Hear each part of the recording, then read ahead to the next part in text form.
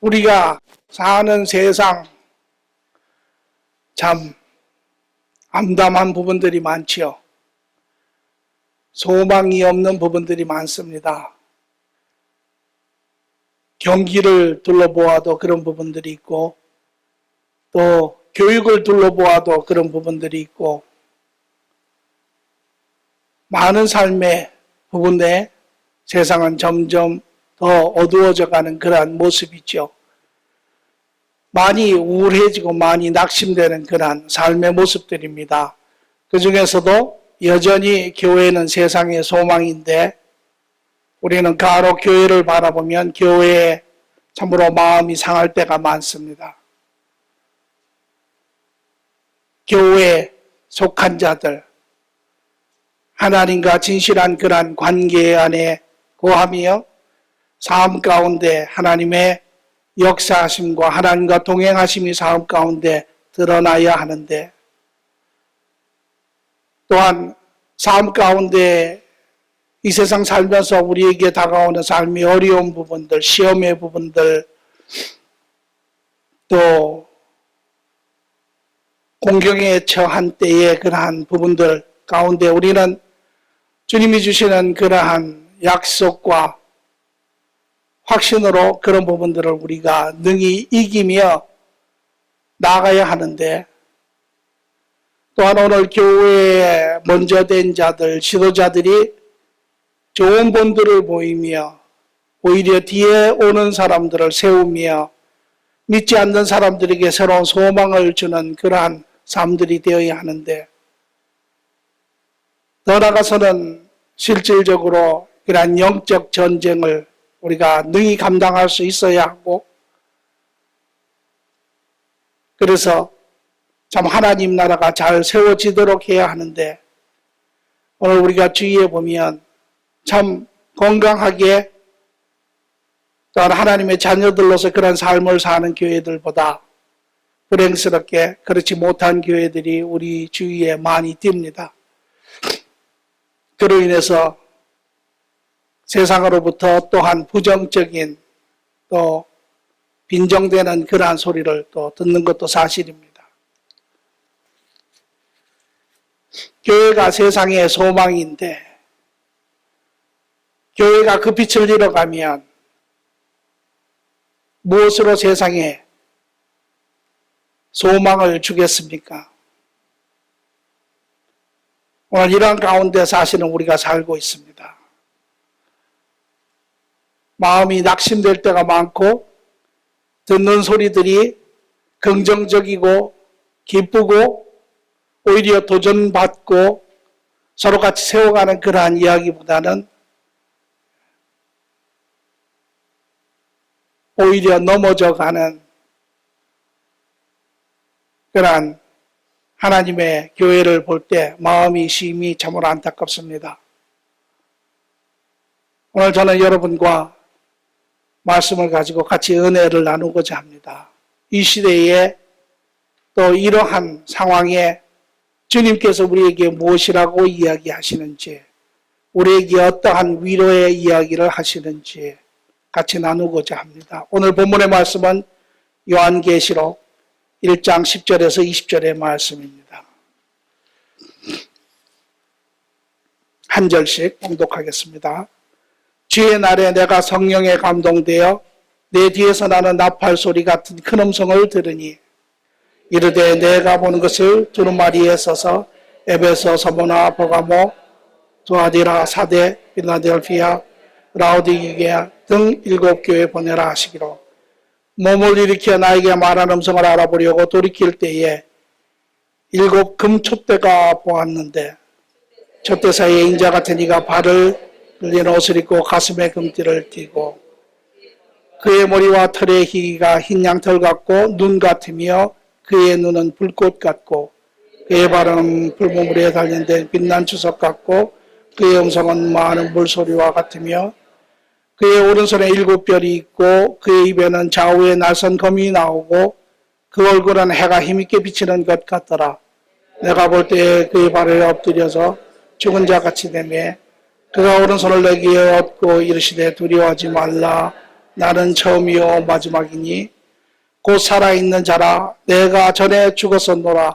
볼지어다 이제 세세토록 살아있어 사망과 음부의 열쇠를 가졌노라.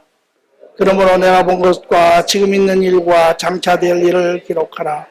내가 본 것은 내 오른손에 7별의 비밀과 또 7금 촛대라. 7별은 7교회의 사자요 7촛대는 7교회니라. 아멘.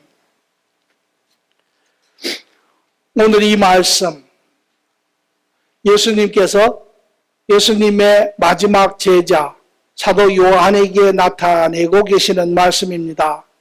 사도 요한, 그는 나이가 이 시대에 근 90 정도가 되었습니다.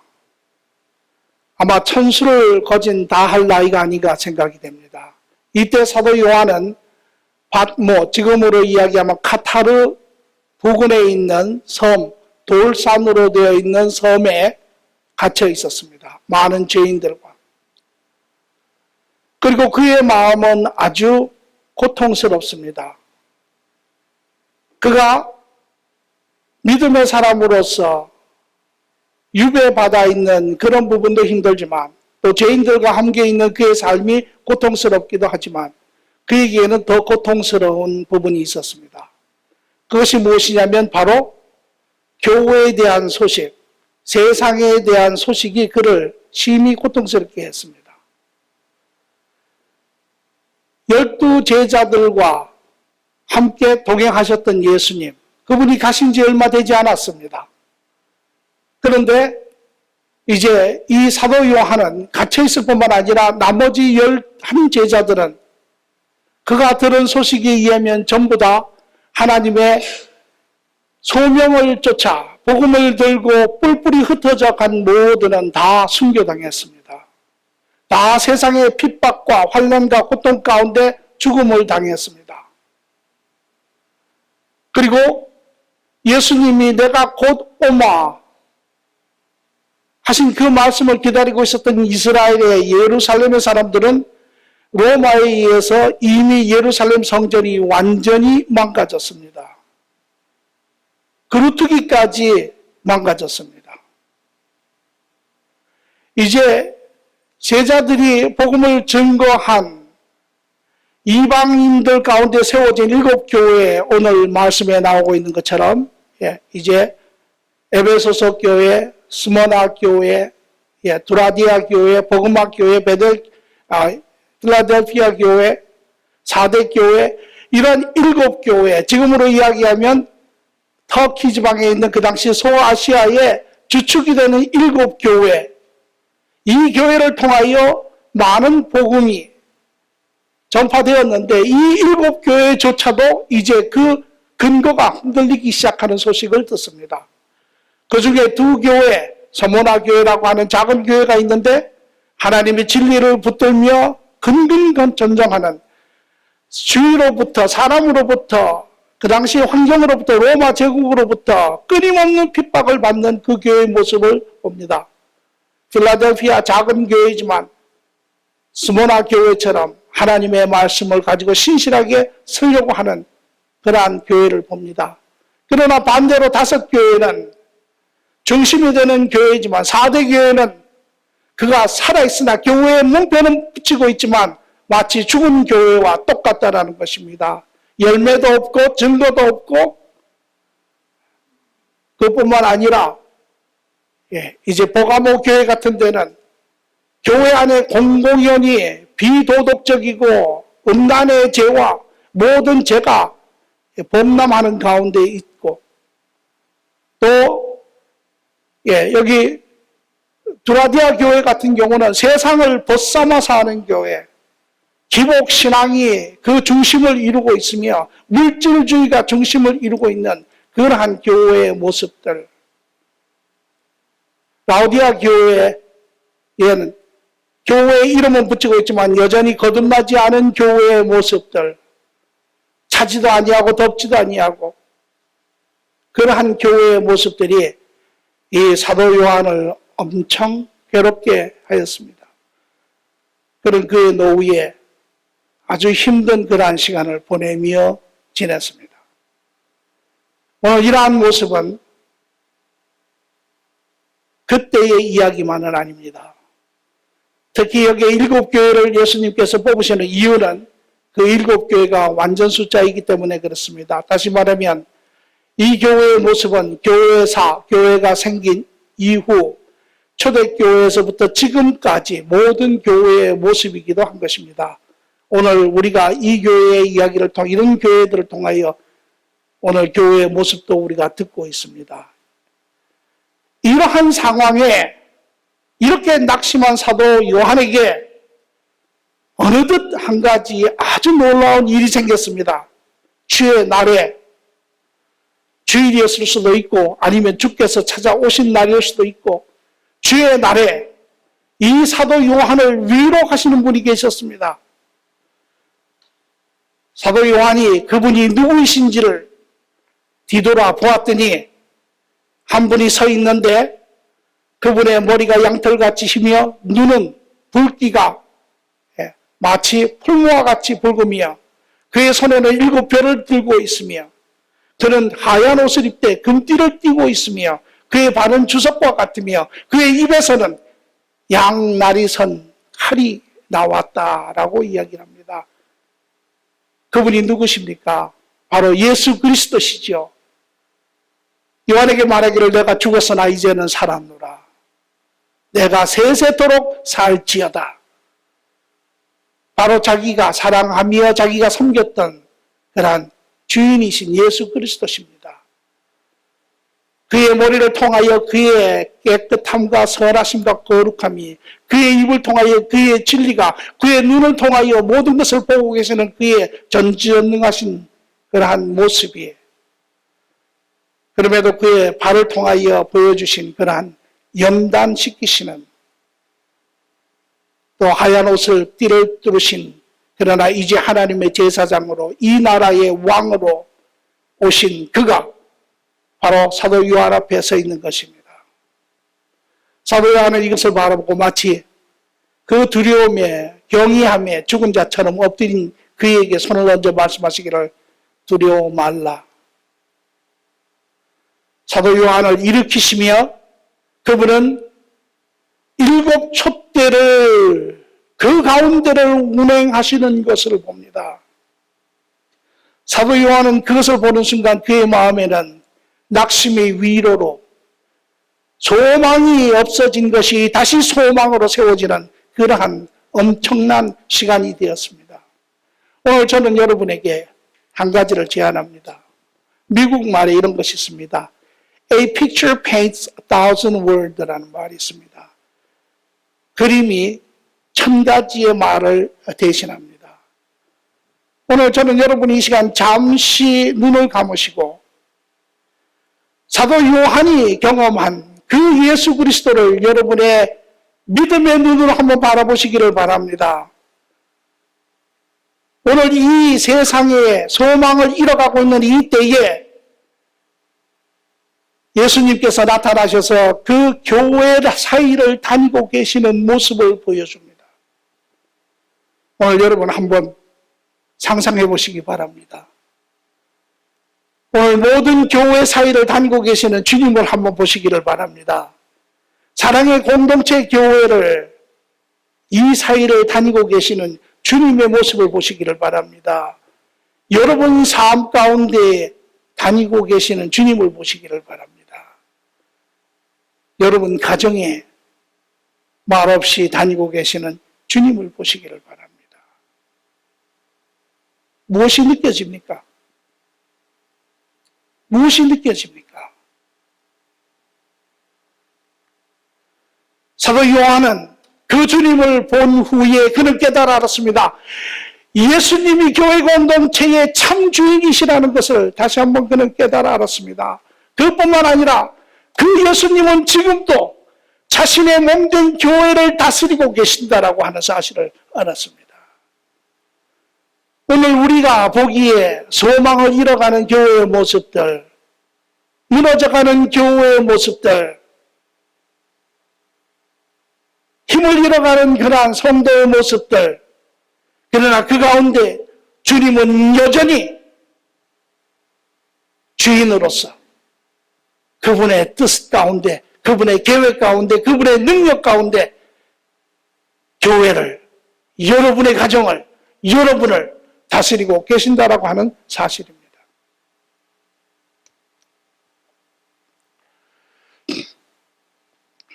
오늘 이 확신을 가지고 우리는 의미를 몇 가지 보고자 합니다. 예수님은 오늘 어떻게, 어떤 모양으로, 어떤 방법으로 주님의 몸된 교회를 다스리고 계시는지를. 예수님이 이 땅에 오셨을 때 자기를 가르쳐 양의 목자의 비유를 드시고 있는 부분이 있습니다. 요한복음 10장에 그러며 자기가 하는 일을 몇 가지를 이야기하십니다. 그중에 요한복음 10장 11절의 말씀을 보니까 나는 선한 목자라. 선한 목자는 양들을 위하여 목숨을 버리거니와 자기를 양에 비유하고 자기의 백성들을 양에 비유하는 것을 봅니다. 목자이신 그분이, 목자는 양을 항상 사랑하는 자, 선한 목자, 옳은 주인은 잘 때도 양을 생각합니다. 자다가 양무리에서 무슨 이상한 소리가 나면 벌떡 일어나 양에게 쫓아가지요. 왜? 양을 사랑하기 때문에.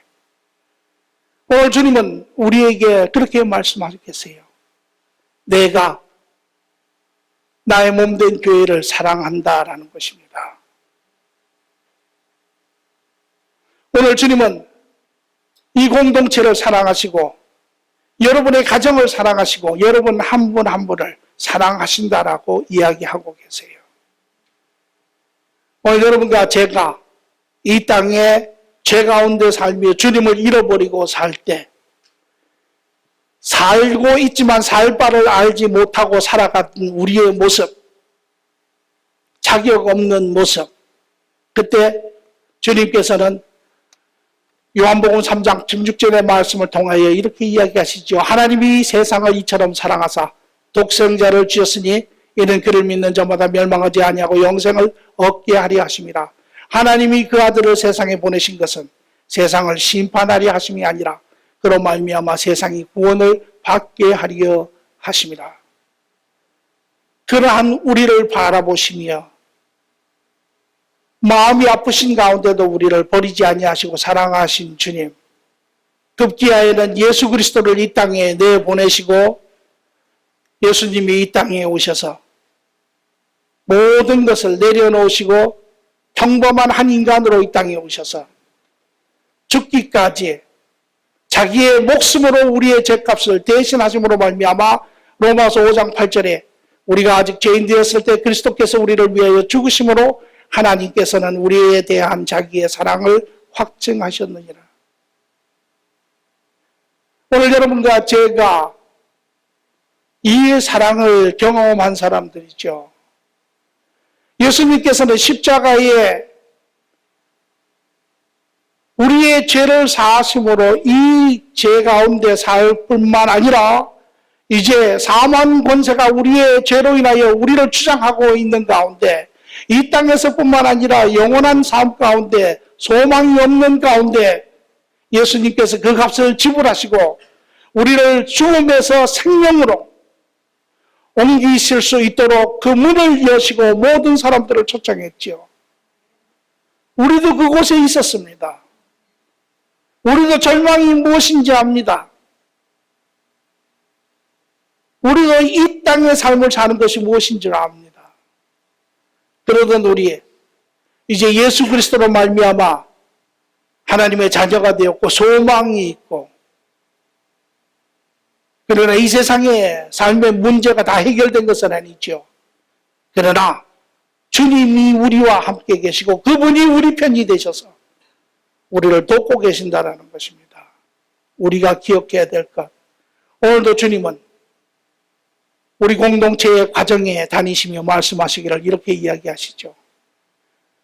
로마서 8장 38절 39절에 내가 확신하노니 사망이나 생명이나 천사들이나 권세자들이나 현재일이나 장래일이나 능력이나 높음이나 기쁨이나 다른 어떤 피조물이라도 우리를 우리 주 그리스도 예수 안에 있는 하나님의 사랑에서 끊을 수 없느니라. 너는 내 것이라. 예.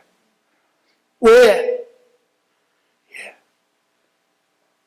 여러분, 우리는 가끔 잘못을 한다든지 또 때로는 우리가 어떤 느낌적으로 느끼지 않으면 우리는 하나님이 사랑하지 않는다고 생각합니다. 그러나 하나님은 하나님의 말씀을 저버릴 수 없는 분이세요. 왜? 예수 그리스도께서 목숨을 내어주시고 산 생명들이기 때문에 그렇습니다. 이것은 영원한 것이에요. 만약에 여러분이 어떤 사람을 위하여 여러분이 가장 소중히 아끼는 자녀로 그 목숨을 대신하셨다면, 예, 여러분은 그분을 잊어버릴 수 없습니다. 이것이 주님께서 우리를 사랑하고 계시고 지금도 사랑하고 계시고 영원토록 사랑하고 계시는 이유지요. 오늘도 주님은 여러분 삶 가운데 거하시며 말씀하시기를 내가 너를 사랑하노라.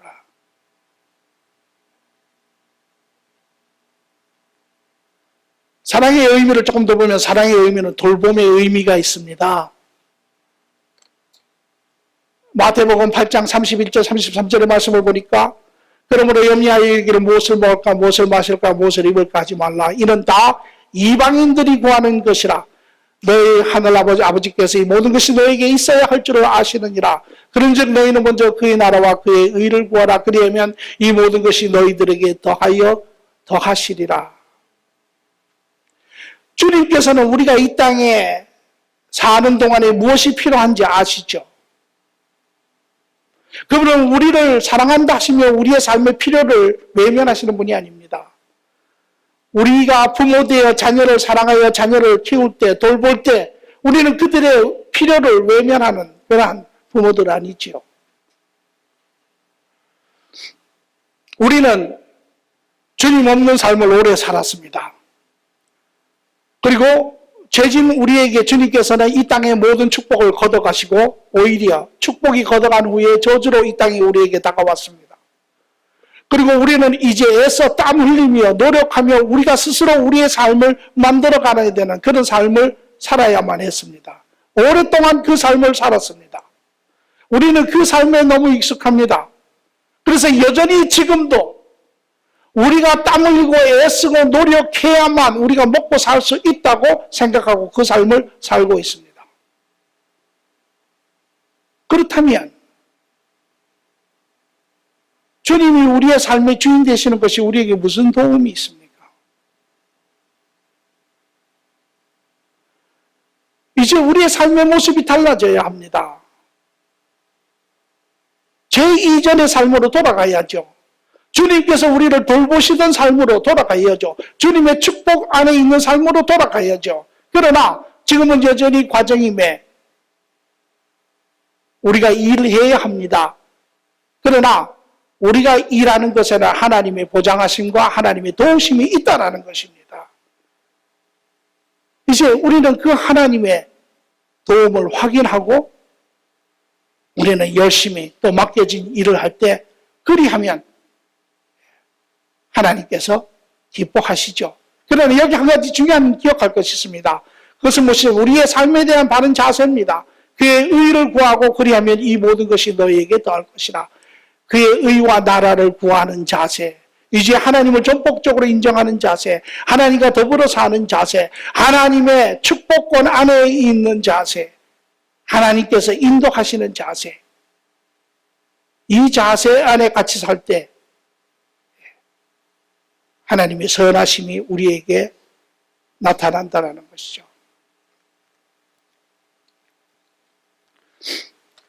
그분은 우리의 육체적인 필요함을, 결핍을 채우실 뿐만 아니라 또한 말씀하시기를 빌립보서 4장 6절에 7절의 말씀을 보니까 아무것도 염려하지 말고 다만 모든 일에 기도와 간구로 너의 구할 것을 감사함으로 하나님께 아뢰라. 그리하면 모든 지각에 뛰어나신 하나님의 평강이 그리스도 예수 안에서 너희의 마음과 생각을 지키시리라. 우리의 육의 필요 못지않게 필요한 부분이 우리의 내면의 필요입니다. 우리의 정서적인 피로, 우리가 내면이 불안하고 염려하고 근심하면 우리의 육신도 지치지요. 하나님께서는 우리의 내면의 부분도 보시고 우리의 내면에 하나님의 평강으로 기쁨으로 채워 능히 그런 것을 이길 수 있게 하신다라고 이야기를 합니다. 어느 분이 이런 이야기를 합니다. 매를 맞는 것보다 매를 맞을 것을 예상하는 것이 더 힘들다라고 이야기를 하죠. 오늘 여러분의 삶의 필요들 우리 모두에게 있습니다. 그러나 이제 주님 없이 살던 그러한 삶의 자세를 바꾸시고 이제는 주님과 더불어 사는 삶, 주님의 축복 안에 비록 우리가 이 땅에서 여전히 일은 해야 하나 그러나 주님이 도우시고 주님이 보장하시는 그러한 삶 누리시는 삶이 되기를 간절히 축원합니다. 에베소서 5장 2절에 보니까 그리스도께서 너희를 사랑하신 것 같이 너희도 사랑 가운데 행하라. 그는 우리를 위하여 자신을 버리사 향기로운 제물과 희생 제물로 하나님께 드리셨느니라. 우리는 이것을 또한 같이 나누며 돕는 것이 마땅하다라는 것입니다. 은혜, 우리가 하나님의 사랑을 얼마만이 경험하였는가 하는 것은 우리가 얼마만큼 은혜의 사람이 되었는가를 이야기하며 우리가 얼마만큼 은혜의 사람이 되었는가 하는 것은 우리가 얼마만큼 다른 사람에게 사랑을 돌봄을 줄 수 있는가에 달려 있다라는 것이죠. 두 번째로 예수님은 요한복음 10장 3절에 자기를 가르쳐 문지기는 그를 위하여 문을 열고 양은 그의 음성을 듣다니 그가 자기 양의 이름을 각각 불러 인도하여 내느니라. 오늘 주님은 우리에게 말씀하시기를 이 우리 공동체에 여러분의 가정에 여러분의 삶에 주님이 인도하고 계신다라는 사실입니다. 우리는 혼자 있는 사람들이 아닙니다. 주님께서 지금도 우리에게 말씀하고 계시고 때로는 우리가 듣지 못하면 우리가 알지 못하면 하나님이 환경을 통하여 여건을 통하여 사람을 통하여 우리의 삶의 방향을 바꿔놓고 계시는 것을 우리는 볼 수 있습니다. 인도하신다고 하는 것 의미는 다스림을 이야기합니다. 다시 말하면 하나님이 오늘도 하나님의 몸된 교회를 하나님의 선하신 계획에 따라 온전히 다스리고 계신다라고 이야기를 합니다. 에베소서 1장 11절에서 12절의 말씀을 보니까 모든 일을 그의 뜻의 결정 따라 일하시는 이의 계획에 따라 우리가 예정되어 그 안에서 기업이 되었으며 우리가 그리스도 안에서 전부터 바라던 그의 영광의 찬송이 되게 하려 하심이라. 그의 스스로 온전한 결정을 따라 하시는 이의 계획에 따라 오늘 우리가 살고 있다는 것입니다. 다시 말하면 하나님은 몸된 교회에 그의 사랑하는 자의 삶을 온전히 이루고 계시고 있습니다. 우리가 여기서 예수님의 삶 가운데 볼 수 있습니다.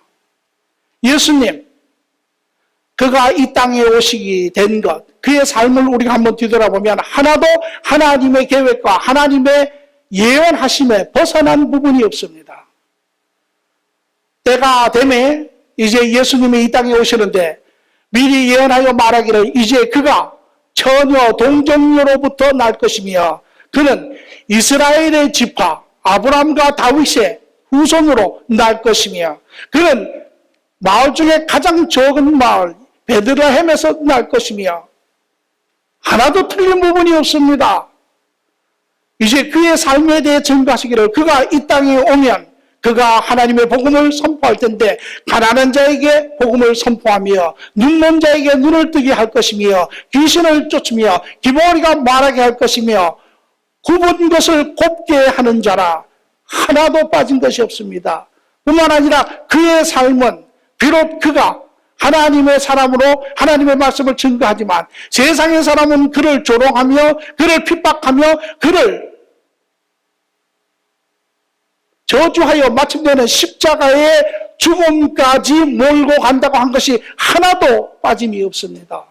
뿐만 아니라 그가 사흘 후에 죽은 자 가운데 살아나 부활하여 부활의 첫 열매가 될 뿐만 아니라 하늘에 올라가 하나님 우편에 앉아 계신다고 하는 것이 하나도 빠진 것이 없이 성경의 말씀이 모두 이루어졌습니다. 그 예수님은 이 땅에 오셨을 때 이런 이야기를 하셨습니다. 그가 돌아가시기 전에 말씀하시기를 이제 아버지께서 나에게 주신 사람을 내가 하나도 잊어버리지 아니하고 마지막 날 내가 그들을 모두 구원하겠나이다. 그 하나님의 계획에 인하여 예수님은 이 땅에 오셨고 이 땅에 오신 후에 그는 십자가에 돌아가셨고 돌아가신 후에 그는 부활하셨고 이제 부활하신 후에 지금도 그분은 그분의 몸된 교회를 돌보고 계시며 인도하고 계시며 다스리고 계시며 지금도 추수하고 계시며 마지막 때 그의 뜻을 온전히 이루고 계신다라고 하는 사실입니다. 오늘 교회의 모습들이 실망스럽죠. 물론 그것이 예수님의 계획 가운데 있는 것은 아닙니다. 우리 인간이 걷길로 가는 것이고 실수하는 것이고 넘어지는 것이고 많은 부분이 있습니다. 그럼에도 불구하고 하나님께서는 그것까지도 품으시고 하나님의 뜻을 이루어 가시는 것을 우리는 볼 수가 있습니다. 오늘 여러분의 삶 하나님의 계획 가운데 있습니다. 예수 그리스도로 말미암아 사랑하는 자가 된 여러분들은 이제 그의 인도하심 가운데 있습니다. 그분에게 귀를 기울이시고 그분과 교통하시고 그분의 선한 뜻을 발견하시며 동행하는 복된 자들이 되기를 바랍니다. 그래서 로마서 8장 28절 29절에 말하기를 우리가 알거니와 하나님을 사랑하는 자 곧 그의 뜻대로 부르심을 입은 자들에게는 여러분 모두죠. 모든 것이 협력하여 선을 이루느니라. 하나님이 미리 아신 자들 또한 그 아들의 형상을 본받게 하기 위하여 미리 정하셨으니.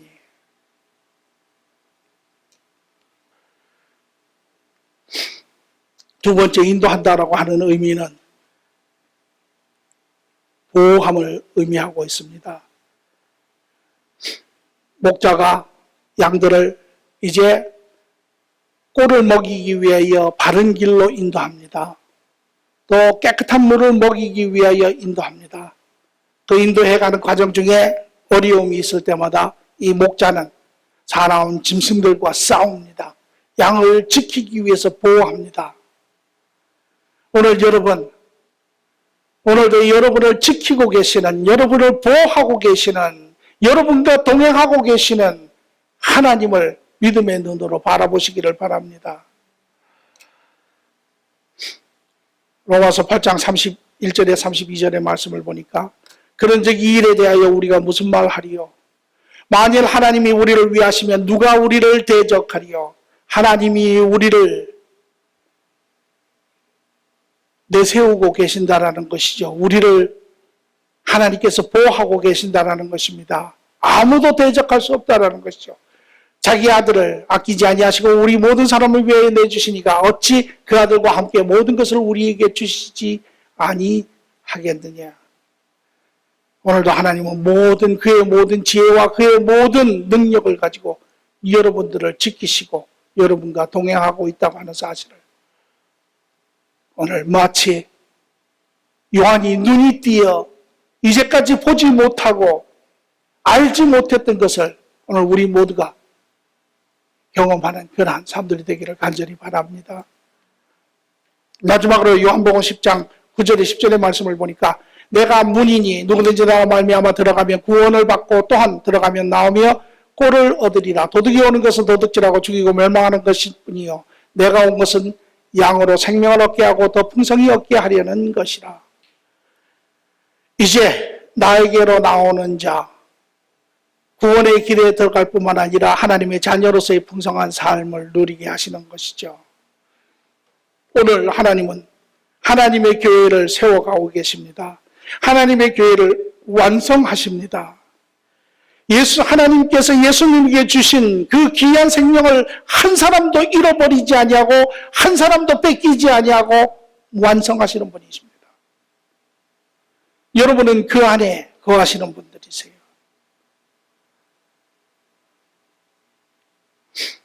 오늘 주님은 이 사랑하는 자들을 세워가고 계세요. 세운다고 하는 것은 가르침을 의미합니다. 요한복음 10장 12절에 14절의 말씀을 보니까 내가 아직도 너에게 이를 것이 많으나 지금은 너희가 감당하지 못하리라.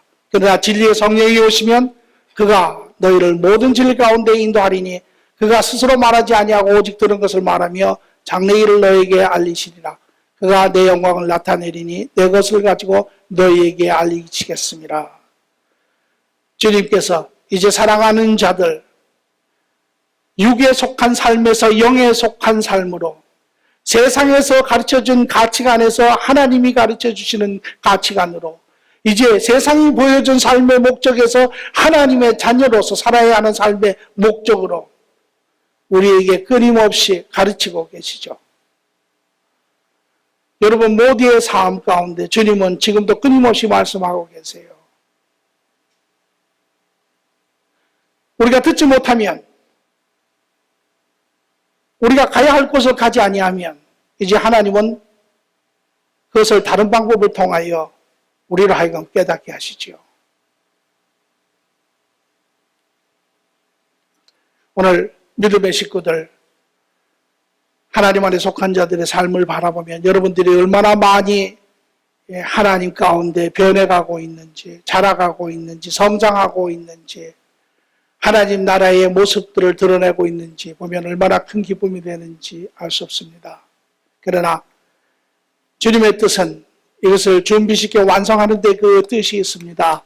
에베소서 4장 11절 12절의 말씀을 보니까 그가 어떤 사람은 사도로, 어떤 사람은 선지자로, 어떤 사람은 복음 전하는 자로, 어떤 사람은 목사와 교사로 삼았으니 이는 성도를 온전하게 하여 봉사의 일을 하게 하며 그리스도의 몸을 세우느니라. 그리스도의 몸을 세우는데 세 가지의 중요한 이 부분이 있습니다. 첫째는 성도가 온전하게 세워져야 하며, 둘째는 그런 사람들이 봉사를 하기 시작할 때 그리스도의 몸이 세워진다는 것입니다. 우리는 가끔 인격과 기술에 혼동될 때가 있습니다. 아, 저 사람은 세워두면 자기 몫을 합니다. 그런데 기술의 부분은 그러합니다. 재능의 부분은 배워가면서 늘어갑니다. 그러나 인격의 부분은 그러하지 않습니다. 오히려 그것은 그 사람이 인격적으로 넘어지게 되고 다른 사람도 같이 넘어지게 되는 것입니다. 성도를 온전하게 하는 것, 인격적으로 바로 세워져야 합니다. 그리 되면 봉사에 대한 바른 의미가, 정의가, 방향이 보여지게 됩니다. 이것이 바로 하나님의 몸을 세우는 바른 관점이지요. 오늘 하나님은 모든 하나님의 자녀들이 바르게 세워지고 이제 각각의 재능에 따라 맡겨진 영역에서 그 일을 담당하기를 원하십니다. 그래야 할 때 그리스도의 몸이 자라는 것이죠. 우리는 한 마음으로 각각의 모습은 다르고 재능은 다르고 역할은 다르고 위치는 다르다 할지라도 우리가 하는 모든 사역의 가장 본질입니다. 본질은 그 사랑의 관계를 완성시키기 위하여 하는 것입니다.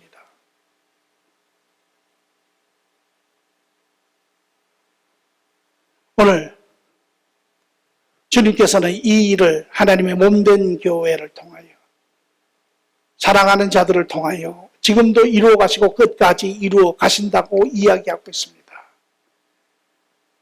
사도 요한은 소망이 없는 가운데 소망을 가졌습니다. 오늘 이 시대에 살고 있는 우리들 낙심되고 근심되는 가운데 그러나 예수께서 일하고 계심에 교회는 여전히 소망이 있습니다. 교회는 그 소망을 반드시 이루어 가실 것입니다. 오늘 저는 우리 모든 공동체 식구들이 교회 가운데, 여러분 가정 가운데, 여러분 삶 가운데 걸어가고 계시는 그 주님을 바라보시기를 바랍니다. 이것이 우리가 바라볼 것입니다. 이것이 우리가 돼야 할 것입니다. 그리할 때 교회는, 여러분의 가정은, 여러분 한 분 한 분은 더욱더 온전한 하나님의 자녀의 모습으로 마치 금촛대는 성서에 빛을 발하는 것이 금촛대입니다. 그러나 이 시대에 빛을 발하는 것은 교회요, 바로 성도 한 분이 계십니다. 오늘 우리의 삶 가운데 그리스도의 빛들이 세상에 널리 비춰질 줄 믿습니다. 기도하겠습니다. 좋으신 주님 감사합니다.